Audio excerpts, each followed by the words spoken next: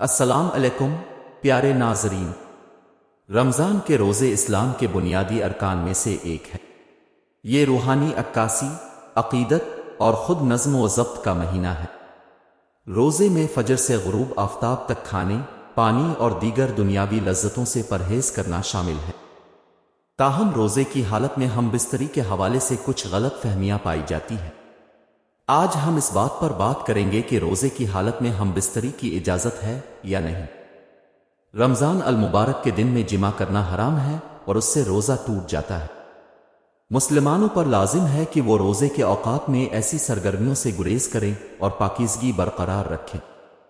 قرآن میں واضح طور پر کہا گیا ہے کہ روزہ افطار کرنے کے بعد صرف رمضان کی راتوں میں جنسی تعلقات جائز ہیں۔ قرآن کہتا ہے کہ تمہارے لیے روزے سے پہلے کی راتوں میں اپنی بیویوں کے پاس جانا حلال کیا گیا ہے، وہ تمہارے لیے لباس ہیں اور تم ان کے لیے لباس ہو۔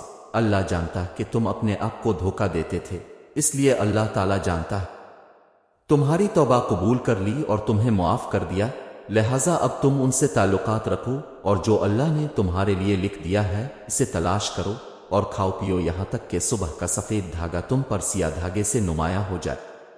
غروب آفتاب تک روزہ رکھو۔ قرآن 2:1-8-7۔ یہ آیت واضح طور پر اس بات پر دلالت کرتی ہے کہ جماع کی اجازت صرف رمضان المبارک کی راتوں میں افطار کے بعد ہے۔ رمضان المبارک کے دن کے اوقات میں جنسی سرگرمیوں میں مشغول ہونے سے روزہ ٹوٹ جاتا ہے اور اس دن کی قضا اور کفارہ ضروری ہے۔ رمضان میں جنسی پاکیزگی برقرار رکھنا روحانی تزکیہ کا ایک لازمی پہلو ہے۔ مسلمانوں کی حوصلہ افزائی کی جاتی ہے کہ وہ اس وقت کو اللہ کے ساتھ اپنے تعلق کو مضبوط بنانے کے لیے استعمال کریں اور ہر قسم کے خلفشار سے بچیں، بشمول دن کے وقت جنسی سرگرمیاں۔ یہ بات بھی نوٹ کرنا ضروری ہے کہ روزے کے اوقات میں جنسی سرگرمیاں پانی کی کمی اور تھکن کا باعث بنتی ہیں، جس کے صحت پر منفی اثرات مرتب ہوتے ہیں۔ لہٰذا روحانی اور صحت دونوں وجوہات کی بنا پر روزے کے اوقات میں جنسی سرگرمیوں سے پرہیز کرنے کا مشورہ دیا جاتا ہے۔ آخر میں روزے کے اوقات میں جنسی ملاپ کو اسلام میں حرام قرار دیا گیا ہے۔ مسلمانوں کو رمضان کے دوران جنسی پاکیزگی برقرار رکھنے اور دن کے وقت ہر قسم کی جنسی سرگرمیوں سے پرہیز کرنے کی ضرورت ہے۔ آئیے ہم سب اس بابرکت مہینے سے زیادہ فائدہ اٹھائیں اور بہتر مسلمان بننے کی کوشش کریں۔ پاکیزگی اسلام کا ایک بنیادی پہلو ہے اور رمضان کے مہینے میں اسے بہت اہمیت حاصل ہے۔ رمضان کا مقدس مہینہ روحانی عکاسی، خود نظم و ضبط اور تزکیہ نفس کا وقت ہے۔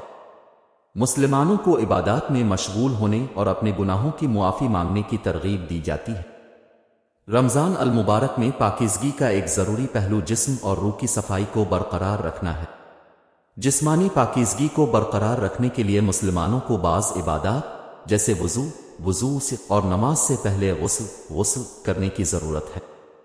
جسمانی پاکیزگی کے علاوہ مسلمانوں کو گناہوں کے رویوں سے بچنے اور احسان اور خیرات کے کاموں میں مشغول ہو کر روحانی پاکیزگی کو برقرار رکھنے کی بھی ترغیب دی جاتی ہے۔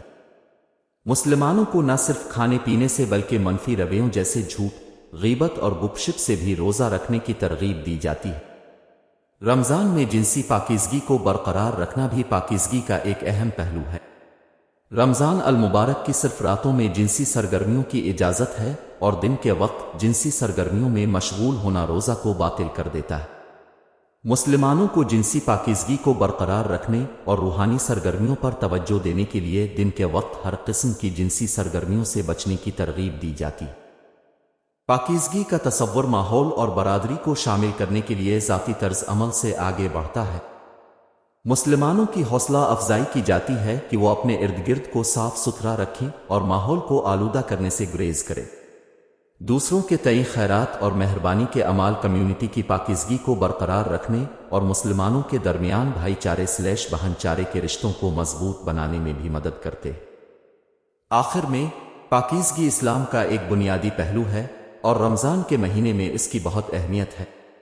جسمانی، روحانی اور جنسی پاکیزگی کو برقرار رکھنے سے جسم اور روح کو پاک کرنے میں مدد ملتی ہے اور یہ اللہ کے ساتھ روحانی تعلق کو مضبوط کرتا ہے۔ مسلمانوں کو حوصلہ افزائی کی جاتی ہے کہ وہ اپنی زندگی کے تمام پہلوؤں میں پاکیزگی کے لیے کوشش کریں اور اس بابرکت مہینے سے زیادہ استغفار اور روحانی ترقی حاصل کرے۔ رسول اللہ صلی اللہ علیہ وسلم نے فرمایا، اللہ تعالیٰ کو اس شخص کے روزے کی ضرورت نہیں جو جھوٹ بولنا یا جھوٹ پر عمل کرنا نہ چھوڑے۔ اللہ تعالیٰ کو اس شخص کے روزے کی ضرورت نہیں جو فحش کلامی یا فحش کام کرنا نہ چھوڑے۔ اللہ تعالیٰ کو اس شخص کے روزے کی ضرورت نہیں جو بد اخلاقی اور جہالت کو نہیں چھوڑتا۔ اگر کوئی آپ کو گالی دے یا آپ کے ساتھ ناانصافی کرے تو کہو، میں روزے سے ہوں، میں روزے سے۔